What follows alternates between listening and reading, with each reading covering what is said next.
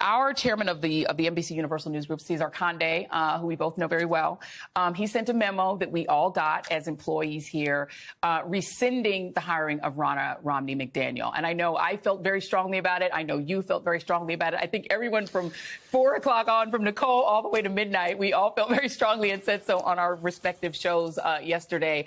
And I just have to say, when somebody does the right thing, I feel like it should be acknowledged as publicly as we acknowledged our outrage. And so I know how I feel about it. I am grateful to Cesar for actually making the right decision. I think it was the right decision, but I want to get your take as well. Oh, well, thank you for asking me about it. I still feel like I still feel like a little. It always feels wrong to talk about things, in the company Agreed. As if it's news. And it's just this. It's not the way either you or I are wired. I know, but I will just say that journalists are a fractious bunch. And in our big company with all sorts of different journalistic entities, you have all sorts of different people working in this business, doing all sorts of different kinds of work. And to see the essentially unanimous feeling among all the journalists in this building and all the sort of senior staff and all the producers and everybody in this building about this was one thing. But then to see the executives and the leadership hear that and respond to it and be willing to change course based on their respect for us and hearing what we argued, I have deep respect for that. I mean what I said on the air last night on my show, that I think that acknowledging that you might have gotten something wrong is a real sign of strength, a real show of strength. And I think it's a show of strength, and I think it's a show of respect for the people who work at this company and who make us who we are.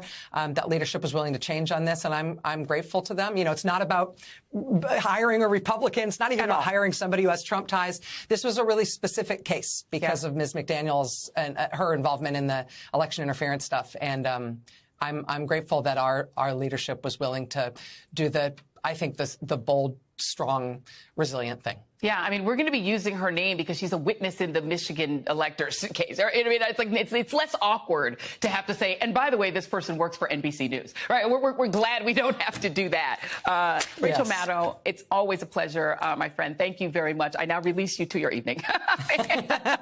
Thank you, Joy. Thank you very much. I appreciate it. Okay, and because we cannot get enough Rachel, of course, there is more. There is more Rachel Maddow. On Saturday, April 6th, Rachel and I will be at the legendary Apollo Theater in Harlem for a conversation about my book, Medgar and Murley, The Love Story That Awakened America. It's going to be exciting. I cannot wait. Go to msnbc.com/Medgar and Murley for tickets. All right. Good evening, everyone. We begin tonight with the enduring, endlessly controversial, and ugly political debate over abortion. Now, from the olden days when I grew up in the 1980s, this is how abortion was experienced by women in much of the United States. A woman accused of setting fires at 3 abortion clinics is under arrest tonight in New Jersey. Real feminists don't kill babies! Stand up. There were similar demonstrations in other parts of the country. In Albany and Syracuse, New York, 150 arrests. In Philadelphia, the demonstrators went limp and police carted them off on stretchers. 40 demonstrators in Dayton, Ohio were charged with trespassing, disorderly conduct, and resisting arrest. A nationwide reign of terror against abortion providers kicked off. Women forced to enter abortion clinics behind barricades and to police presence under a huddle of escorts. Guerrilla warfare tactics were particularly used against these clinics. And those that worked in them were also the targets of extreme violence, including arson, bombings, murders, and acid attacks. This was life in the 1980s in America, seeing anti-abortion terrorists bombing and torching clinics throughout the country. Here you're seeing the destruction of a clinic in Pensacola, Florida, using pipe bombs. It was one of 3 clinics bombed by 4 people early Christmas morning in 1984. This Pensacola multi-arson attack wasn't unique for the area. In fact, Pensacola, Florida, became a hotbed of anti-abortion hysteria in that decade. The hysteria only worsened and got more organized when conservative groups like Operation Rescue made going to an abortion clinic as a patient or working at one particularly dangerous. Here you see Operation Rescue protesters in Minneapolis, where 153 people were arrested and carted out of a building where they blocked a hallway leading to an abortion clinic inside. According to Slate, Operation Rescue would organize abortion clinic hits, as clinic defenders called them, in which hundreds of members would mob a single abortion clinic. Over the course of the 1980s, the U.S. lost nearly 20% of abortion providers. The Slate article reports the observations of longtime Women's Choice Clinic director Lindsay Comey, who said the attacks were spearheaded by, quote, very angry men. Comey added, quote, this was a fight about male superiority. And the worst of the right wing came out to join that struggle. Not only were they women haters, but they were queer haters. It was a Christian militia. The 1990s and 2000s weren't much better, with the first abortion doctor killed. Others would follow, including one doctor who was killed as he stood in the foyer of his church. Dr. David Gunn was shot after getting out of his car as he came to work at a Pensacola abortion clinic. A dozen anti-abortion protesters from an Assembly of God church were outside. One of them was armed. When Dr. Gunn arrived, a guy took after the doctor and shot him point blank in the back, and then he surrendered to the cops. Dr. John Baird Britton and the men accompanying him, they were shot to death outside a Pensacola, Florida abortion clinic. The escort's wife was also wounded in the hail of shotgun blasts. Dr. George Tiller was killed in his church. It was a violent and cruel era. Women and abortion clinic workers basically lived through 3 decades of terrorism around abortion. But something else had also happened in the 1980s in France, where a new drug, mifepristone, commonly called RU-486, was developed to be taken for medication abortion care. The arrival of a drug that would allow women to skip the miserable and even terrifying process of facing down anti-abortion zealots at clinics was a game changer. The drug was approved for use in France in 1988, but American women had to wait much longer. There is a pill made in France that induces abortion, but it is not sold in the United States and may never be. The reason? Anti-abortion groups, which promise an economic war against any firm which even tries to bring in RU-486. You are going to see literally millions of people across the United States rise in outrage over this. That company will be boycotted. But RU-486 continued to be used in parts of Europe and China. And by the year 2000, American women finally got access to the drug. Today, more than 60% of abortions in the U.S. are done using mifepristone medication. Medication abortion literally saved women from harassment and from terrorism, and from needing police escorts to literally lift them over anti-abortion protesters blocking the entrances of clinics, like this woman in 1988. But the religious far right has not given up their fight to close off this and every other avenue to women's bodily autonomy. First step was overturning Roe v. Wade. Check. Samuel Alito took care of that. The vociferous opponent of reproductive freedom, whose slow-burning hostility to constitutional abortion rights burned bright after finally overturning Roe. So much so that he literally gloated and joked about unleashing women's suffering during his Look What I Did world tour. Next, a far-right judge in Texas took up the baton. That would be Judge James Ho of the U.S. Fifth Circuit Court of Appeals, who served on the 3-judge panel last summer that ruled to restrict access to mifepristone. And here's something interesting about interesting and Clarence Thomas-y, I should say, about him. Per The Guardian, his wife, Allison, is a powerhouse federal appellate lawyer who has argued in front of the Supreme Court and has deep connections to the conservative legal movement that has led to the attack on the right to abortion in the U.S. Judge Ho also once clerked for, drumroll, Clarence Thomas. I know, we live in the worst simulation ever. Which brings us back to the conservative majority Supreme Court, which held oral arguments today on whether to overturn the FDA's approval of mifepristone more than 20 years ago. Today's arguments came down to 3 questions. Question number 1, how in the world do these people have standing? Rolling back FDA's changes would unnecessarily restrict access to mifepristone with no safety justification. Some women could be forced to undergo more invasive surgical abortions. Others might not be able to access the drug at all. And all of this would happen at the request of plaintiffs who have no certain injury of their own. Number 2, how is this small group of doctors able to make a decision not just for their own patients, but for every woman in America? They're saying because we object to having to be forced to participate in this procedure, we're seeking an order preventing anyone from having access to these drugs at all. And I guess I'm just trying to understand how they could possibly be entitled to that given the injury that they have alleged. There's a profound mismatch here between the claimed injury and the remedy they were seeking. And number 3, should some doctors' individual religious objection to abortion be allowed to override decades of the FDA's scientific judgment over the safety of this medication? Respondents don't identify any evidence that the agency overlooked. They just disagree with the agency's analysis of the data before it. But that doesn't provide a license to authorize judicial second-guessing of the agency's expert judgments. Joining me now is my dear friend and colleague, Rachel Maddow, the host, as you know, of the Rachel Maddow Show. Rachel, it is always good to see you. And that was my take. You know, I'm an 80s baby. So or not an 80s baby, but, you know, I was young in the 80s. And so I just remember the abortion debate as like terrorism. And now this being freedom for a lot of women. That was my take. What is yours on what we saw today?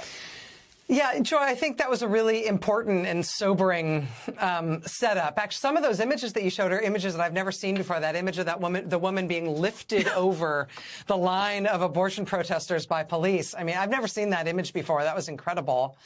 But I mean, there's the technical arguments here, and there's, you know, the FDA drug approval process, not just for this drug, but for every drug, which this ruling at the district court level in Texas and the Fifth Circuit would put at risk. It wouldn't just potentially, if they got their way, it wouldn't just potentially challenge the approval of mifepristone. It would challenge the approval of thousands of drugs. So there's the sort of technical side of this, but then there's, you know, what you point out, which is the real lived experience of American women who need abortion care, who need to get abortions. And having the option of getting a medication abortion, it's not appropriate for everybody and in every circumstance, but it is for a lot of abortions, actually now for a majority of abortions. And what they're trying to do is take it away, not just in the states where they've already banned abortion. They're trying to take it away nationwide. They want a nationwide ban. This means, you know, California, Illinois, New York, Massachusetts, everywhere. And the science and the reasoning in these lower court arguments that they're considering is so out there and so beyond the pale. It is a little bit frightening. It is a little bit sort of shaking me up a bit that the Supreme Court is even hearing this at all. Yeah. Yesterday, federal agents executed search warrants at 2 properties in Los Angeles and Miami belonging to rap mogul Sean Diddy Combs. A source familiar with the matter told NBC News that Combs is the subject of a federal investigation following a wave of lawsuits that have been filed against him. Those lawsuits, including from his former girlfriend, Cassie Ventura, alleged physical and sexual abuse, which Combs has denied. The source also confirmed that 3 women and a man have been interviewed by federal officials in Manhattan in relation to allegations of sex trafficking, sexual assault, and the solicitation and distribution of illegal narcotics and firearms. Late today, Combs' lawyer issued the following statement. Quote, yesterday, there was a gross overuse of military-level force as search warrants were executed at Mr. Combs' residences. There was no excuse for the excessive show of force and hostility exhibited by authorities or the way his children and employees were treated. Mr. Combs was never detained, but spoke to and cooperated with authorities. Despite media speculation, neither Mr. Combs nor any of his family members have been arrested, nor has their ability to travel been restricted in any way. This unprecedented ambush, paired with an advanced coordinated media presence, leads to a premature rush to judgment of Mr. Combs and is nothing more than a witch hunt based on meritless accusations made in civil lawsuits. There's been no finding of criminal or civil liability with any of these allegations. Mr. Combs is innocent and will continue to fight every single day to clear his name, unquote. Joining me now, Ms. Touré, host of Masters of the Game. The new season premieres Friday on the Grio. What is going on? Because we did also see Diddy's sons arrested. They were detained. They weren't arrested. They were just detained. Yeah. But what is going on? Well, it seems that there are several people who are saying things about Combs to the government, and they are trying to figure out what's going on. I found it interesting that they had enough to get a search warrant, right, for multiple places, but not enough yet to arrest him. So we're in the investigation phase, and clearly they don't care if we let him know that we know what's going on. Yeah. But it seems part of his whole life, his whole journey has been this sort of scorched earth campaign where you see him continuing to succeed or do big things and leave people in his wake hurt. We go back to CCNY, which a party that he overpromoted, that people ended up getting killed. You think about the many artists who either left, in complaint or went to the church or, died after, I mean, there was a lot of disheartened artists who left him that he raised up. On and on. And now this large growing number of people who are alleging crazy stuff about him. And these are things that people in the industry have been hearing about. It's giving R. Kelly, Teray. It's disturbing. I was personally disturbed many years ago. Okay. I know this man well enough to call him and say, hey, I need a favor. Yeah. And this might have been 10, 12 years ago that I called him and say, hey, I have a family member who I want you to hire them as an intern. Yeah. And I have never talked about this publicly. And he said yes. And they were flying around, one of the interns, Atlanta, Miami, whatever, on the jet, in the house, whatever. And then the internship stopped abruptly, like 3 or 4 months into it. Yeah. And I spoke to my family member, like, well, what happened? And they wouldn't say. Yeah. And I'm like, why did it end? He wouldn't say. And years later, they finally came out, and this is a male, and said that Puff had said, come home, stay the night with me, or the internship is over.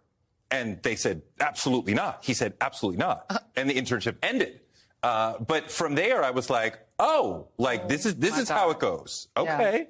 Yeah. Okay. So to hear that things went even further with potentially, allegedly, many other people. Yeah. It's not, we feel like we've seen this coming. Well, there was the situation with, obviously, Russell Simmons, who does not live in the United States any further. Mm-hmm. You've had these situations, obviously, with R. Kelly. This feels like it is going down that kind of a track because you have multiple accusers with nothing proved. He's not been adjudicated whatever, but it's just talking. Videos. And he paid Cassie a lot of money. A lot of money. And, the people are coming with videos, though. I mean, like evidence, not just hearsay. So, I mean, this is a very, very frightening situation. There was a period in the record business when a lot of wildness was going on of this sort. And here's another shoe dropping. Yeah. And the thing is, I think, talk about where he stands, because what he's saying sounds very Trumpy. Yeah. He's talking about a witch hunt. Yeah. I had somebody text me earlier today. I think I texted you today and forwarded it to you, that somebody's saying watch for him to try to weaponize sort of a Trump sort of narrative, or watch the Trump people try to weaponize what's happening in favor of Trump, to say, look, there's this persecuted black man like me who's like me, and try to weaponize it. I mean, it feels very Trumpish. I hate to say that anyone is like Trump, but there is something in the long-term rise of Puff, in that he seemed to create his own reality, to demand that everyone around him follow what he wanted. Yeah. And people did. He had a ton of money behind him to start Bad Boy at a very young age. Yeah. And would just treat me. I mean, he's called me up and screamed at me on more than one occasion, and lots of people would say that. So the ego was gigantic. The ability to create the reality that he wanted seemed to be there. But also to create a reality that was dangerous. I mean, I think for a lot of hip-hop fans, the failure to protect Notorious B.I.G., the sort of egging on of an East Coast, West Coast rivalry between friends that were people who knew and respected each other and didn't have to be beefing, and to sort of let that violence come. I think for a lot of us, and that, and also oversampling and making hip hop into a sample machine. Don't get me started. Now you're doing that. Now I'm doing that. But I'm only doing that because you're my friend and you'll defend me. No, don't get me started, Teray. How does this go? Is he in the United States? Do we know where he is? I don't know. I can't even call it. I don't know. Well, you have to come back when you get more information. Teray, thank you. Hey, everyone. MSNBC has a new and improved app. You'll get real-time alerts and analysis, live blogs, in-depth essays, video highlights, and the best 2024 election coverage. Download the new MSNBC app. Here's how to do it. You tap on the App Store on your phone. You hit search on the bottom right corner. You type in MSNBC. You click on the MSNBC app. You click on Get or the cloud icon, and enjoy it.